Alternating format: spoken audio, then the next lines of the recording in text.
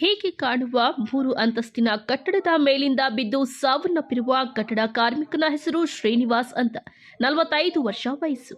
ಚಿಕ್ಕಬಳ್ಳಾಪುರ ತಾಲೂಕಿನ ಹನುಮಂತಪುರ ಗ್ರಾಮದ ನಿವಾಸಿ. ಮೃತ ಶ್ರೀನಿವಾಸ್ಗೆ 3 ಮಕ್ಕಳಿದ್ದು, 3 ಬೆಂಗಳೂರಿನ ಪ್ರತಿಷ್ಠಿತ ಕಾಲೇಜುಗಳಲ್ಲಿ ವಿದ್ಯಾಭ್ಯಾಸ ಕೊಡಿಸುತ್ತಿದ್ದಾರೆ. ಮಕ್ಕಳಿಗೆ ಒಳ್ಳೆಯ ವಿದ್ಯಾಭ್ಯಾಸ ಕೊಡಿಸಲು ಲಕ್ಷಾಂತರ ರೂಪಾಯಿ ಸಾಲ ಸೋಲ ಮಾಡಿಕೊಂಡಿದ್ದಾರೆ.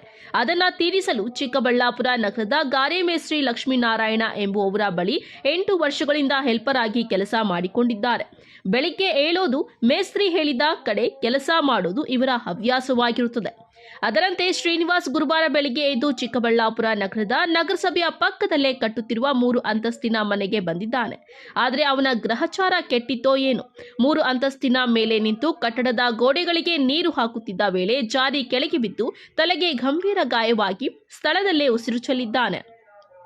ಮೃತದೇಹವನ್ನು ಜಿಲ್ಲಾಸ್ಪತ್ರೆಗೆ ರವಾನಿಸಿ ಮರಣೋತ್ತರ ಪರೀಕ್ಷೆ ನಡೆಸಿದ್ದಾರೆ. ಮೃತ ಶ್ರೀನಿವಾಸ ಕುಟುಂಬದವರು 3 ಜನ ಮಕ್ಕಳಿದ್ದು, ಅವರ ಬದುಕಿಗೆ ಬೇಕಾದ ಅವಶ್ಯಕತೆ ಮಾಡಿಕೊಡಿ ಎಂದು ಕೇಳಿಕೊಂಡಿದ್ದಾರೆ. ನಾರಾಯಣ ಸ್ವಾಮಿ ಅಂತ ನನ್ನ ಅಳಿಯವನು, ಓಕೆನಾ, ಇವ್ರ ತಂದೆ ಸತ್ತೋಗಿದ್ದಾರೆ, ಡೆತ್ ಆಗಿದ್ದಾರೆ. ಅಂದರೆ ಒಬ್ಬ ಕಾರ್ಮಿಕರಿಗೆ ಕೆಲಸ ಮಾಡೋಕ್ಕೋಗಿ, ಗಾರೆ ಕೆಲಸ ಮಾಡೋಕ್ಕೋಗಿ ಬಿಲ್ಡಿಂಗ್ ನೀರು ಹಾಕೋಗಿ 3ನೇ ಫ್ಲೋರಿಂದ ಬಿದ್ದು ಅಲ್ಲೇ ಡೆತ್ ಆಗಿದ್ದಾರೆ. ಓಕೆನಾ, ಇಲ್ಲಿ ತೊಗೊಂಬಂದು ಇದು ಮಾಡಿದ್ದಾರೆ. ಇವಾಗ ನಾವು FIR ಮಾಡ್ಬೇಕಂತಿದ್ದೀವಿ. ಇವಾಗ ಏನು ಹೇಳ್ತಾ ಇದ್ದಾರೆ ಅಂದರೆ, ಅಟ್ಲೀಸ್ಟ್ 3 ಜನ ಮಕ್ಕಳಿದ್ದಾರೆ. ಇಷ್ಟು ವರ್ಷ ಓದಿರೋದು ಒಂದು, ಇವಾಗ ಮಕ್ಕಳು 4 ವರ್ಷ ಓದೋದೊಂದು ಅವ್ರ ಭವಿಷ್ಯ ಇರೋದು. ಓಕೆನಾ, ಅದರಿಂದ ನಾನೇನು ಹೇಳ್ತೀನಿ, ಒಂದು 5-5 ಲಕ್ಷ ಅವ್ರ ಹೆಸರಲ್ಲಿ ಫಿಕ್ಸೆಡ್ ಮಾಡಿದ್ರೆ ಅಟ್ಲೀಸ್ಟ್ ಅವರು ಎಜುಕೇಷನ್ ಆದರೂ ಕಂಪ್ಲೀಟ್ ಆಗುತ್ತೆ. ಒಬ್ಬರು ಲೇಡಿ ಇದ್ದಾರೆ, ಸಾಮಾನ್ಯ ಅವ್ರ ಲೇಡಿ 3 ಜನ ಮಕ್ಕಳನ್ನ ಓದ್ಕೊಂಡು ಅವ್ರ ಫ್ಯೂಚರ್ಲಿ 10,000 ಸಂಬಳ ತೊಗೊಂಡು ಹೆಂಗೆ ಸೆಟ್ ಮಾಡೋಕ್ಕಾಗುತ್ತೆ? ಓಕೆನಾ, ಪ್ರಾಣ ಹೋಗಿರೋದ್ರಿಂದ ನಾನು ಇಷ್ಟು ಕೇಳ್ತಾ ಇದ್ದೀನಿ. ಓಕೆನಾ, ಓಕೆ, ಅದನ್ನು ಕಮಿಟ್ಮೆಂಟ್ ಕೂತ್ಕೊಂಡು ಮಾತಾಡಿ ಏನೋ ಒಂದು ಕ್ಲಿಯರ್ ಮಾಡಿ ಇಲ್ಲಿಗೆ ಕ್ಲೋಸ್ ಮಾಡೋಣ. ಇಲ್ಲಾಂದರೆ ಇದಕ್ಕೆ ನ್ಯಾಯ ಬೇಕು ಸರ್. ಇದು ಬಿಲ್ಡಿಂಗ್ ಓನರ್ಗೆ ನೀರು ಹಾಕೋಕ್ಕೆ ಅಲ್ಲಿ ಕಳಿಸಿದ್ದಾರೆ. ಓನರು ಅಲ್ಲಿ ಬಿಲ್ಡಿಂಗ್ ನೀರು ಹಾಕು ಅಂತ ಹೇಳಿದ್ದಾರೆ. ಅವರು ಹೋಗಿದ್ದಾರೆ, ಈ ಸೀನಪ್ಪ ಅನ್ನೋರು ಅಲ್ಲಿಗೆ ಹೋಗಿದ್ದಾರೆ. ಆ ಬಿಲ್ಡಿಂಗ್ ನೀರು ಹಾಕ್ಬೇಕು 3ನೇ ಫ್ಲೋರಿಂದ ಕಾಲು ಸ್ಲಿಪ್ಪಾಗಿ ಬಿದ್ದೋಗಿದ್ದಾರೆ. ಬಿದ್ದೋಗಿ ಅಲ್ಲೇ ಡೆತ್ ಆಗಿದ್ದಾರೆ. ಬಿಲ್ಡಿಂಗ್ ಹತ್ರ ಡೆತ್ ಆಗೋಗಿದ್ದಾರೆ. ಡೆತ್ ಆದಮೇಲೆ ತಂದು ಗೌರ್ಮೆಂಟ್ ಹಾಸ್ಪಿಟಲ್ ಇದು ಮಾಡಿದ್ದಾರೆ. ಈಗ ಪೋಸ್ಟ್ ಮಾರ್ಟಮ್ ರಿಪೋರ್ಟ್ ಮಾಡಬೇಕು. ಓಕೆನಾ, ಓಕೆ, ಇಲ್ಲೇ ಸೆಟ್ಲ್ಮೆಂಟ್ ಮಾಡೋಣ. ಯಾರ ಹತ್ರ ಕೆಲಸ ಮಾಡ್ತಾಯಿದ್ರು, ಏನು ಕೆಲಸ ಮಾಡ್ತಾಯಿದ್ರು ಸರ್? ಇವರು ಗಾರೆ ಕೆಲಸಕ್ಕೆ ನೀರು ಹಾಕೋಕೆ ಹೋಗಿದ್ರು, ಹೆಲ್ಪರ್ ಕೆಲಸಕ್ಕೆ ಹೋಗ್ತಾಯಿದ್ರು. ಲಕ್ಷ್ಮೀನಾರಾಯಣಪ್ಪ ಅಂತ ಹೇಳ್ಬಿಟ್ಟು ಇವ್ರು ಮೇಸ್ತ್ರಿ. ಒಂದು 20 ಇಯರ್ಸ್ನಿಂದ ಅವ್ರ ಹತ್ರನೇ ಕೆಲಸ ಮಾಡ್ತಾಯಿದ್ರು. 20 ಇಯರ್ಸ್ನಿಂದ ಅವ್ರ ಹತ್ರನೇ ಕೆಲಸ ಮಾಡ್ತಾಯಿದ್ದಾರೆ.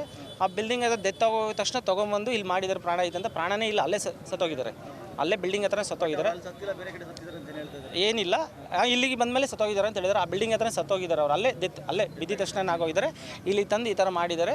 ಇವಾಗ ಈ ಮಕ್ಕಳಿಗೆ ನ್ಯಾಯ ಬೇಕು ಅಷ್ಟೇ. ಇದಕ್ಕೆ ಏನಾದರೂ ಆಗೋಷ್ಟು ಸಪೋರ್ಟ್.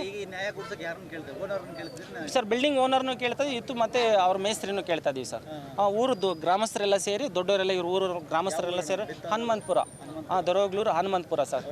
ಅವ್ರ ಹೆಸರು ಬಂದ್ಬಿಟ್ಟು ಶ್ರೀನಿವಾಸಪ್ಪ ಅಂತೇಳಿ, ಕೋನಪ್ಪ ಮಗ. ಮಕ್ಕಳಿಗೆ ನ್ಯಾಯ ಬೇಕು ಅಂತ ಕೇಳ್ತಾ ಇದ್ದೀವಿ. ಯಾಕೆಂದರೆ ಫ್ಯೂಚರಲ್ಲಿ 3 ಜನ ಮಕ್ಕಳಿದ್ದಾರೆ. ಆ ಲೇಡೀಸು ಆ ಮಕ್ಕಳಂತೂ ಅವ್ರ ಭವಿಷ್ಯ ಸೆಟ್ ಮಾಡೋಕ್ಕಾಗಲ್ಲ. ಇರೋದು ಇನ್ನು 3 ವರ್ಷ ಅಟ್ಲೀಸ್ಟ್ ಏನೋ ಇದರಿಂದ ಅಟ್ಲೀಸ್ಟ್ ನಾನು ಏನು ಕೇಸಕ್ಕೆ ಇದು ಬೇಡ, ಒಂದು 15 ಲಕ್ಷ 5-5 ಲಕ್ಷ ಅವ್ರ ಹೆಸರಲ್ಲಿ ಫಿಕ್ಸ್ ಮಾಡಿ, ನಮ್ಗೆ ಯಾವುದು ಬೇಡ, ಅಟ್ಲೀಸ್ಟ್ ಅವ್ರ ಫ್ಯೂಚರ್ ಸೆಟ್ ಆಗುತ್ತೆ ಅಂತ ಹೇಳ್ತೀನಿ. ನಮಗೆ ಪ್ರಾಣ ಐತೆ, ನಾವು ಬೇಕಾದ್ರೆ ದುಡ್ಕೋಬೋದು. ನಮ್ಮ ಕೈ ಕಾಲು ಗಟ್ಟಿ ಐತೆ.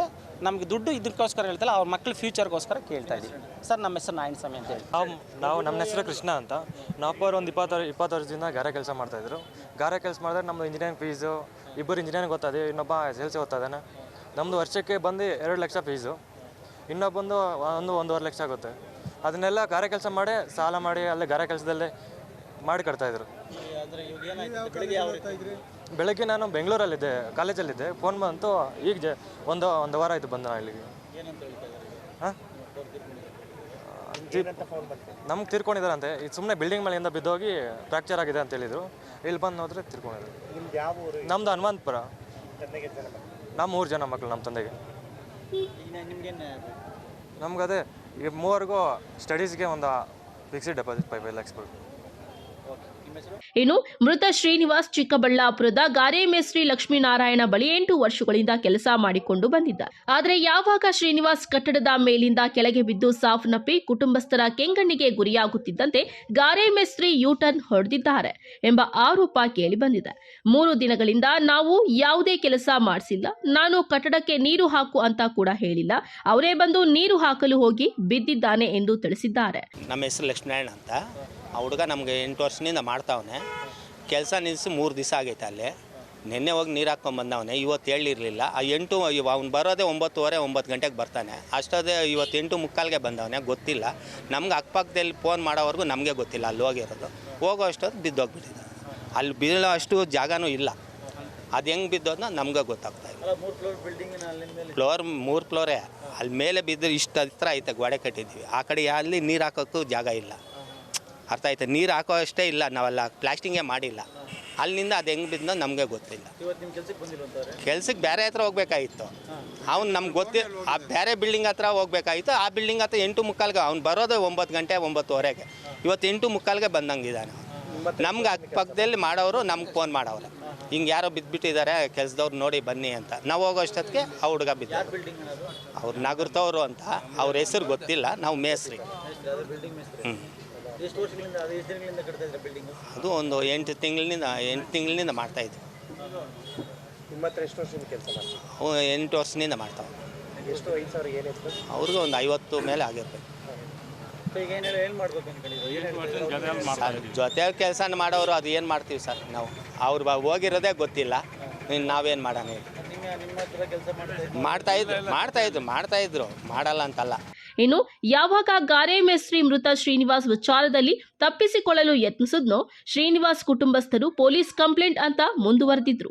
ಆದರೆ ದೊಡ್ಡವರ ಸಮ್ಮುಖದಲ್ಲಿ ಮಾತುಕತೆ ನಡೆಸಿ ಮಕ್ಕಳ ಭವಿಷ್ಯಕ್ಕೆ ಆಸರೆಯಾಗುತ್ತೇನೆ ಅಂದ ಮೇಲೆ ಸುಮ್ಮನಾಗಿದ್ದಾರೆ. ಇನ್ನು ಚಿಕ್ಕಬಳ್ಳಾಪುರ ನಗರ ಠಾಣಾ ವ್ಯಾಪ್ತಿಯಲ್ಲಿ ಪ್ರಕರಣ ನಡೆದಿದೆ. ಕ್ಯಾಮರಾಮನ್ ಪ್ರವೀಣ್ ಜೊತೆ ಕಳವಾರ ಅರುಣ್, MMTV ನ್ಯೂಸ್, ಚಿಕ್ಕಬಳ್ಳಾಪುರ.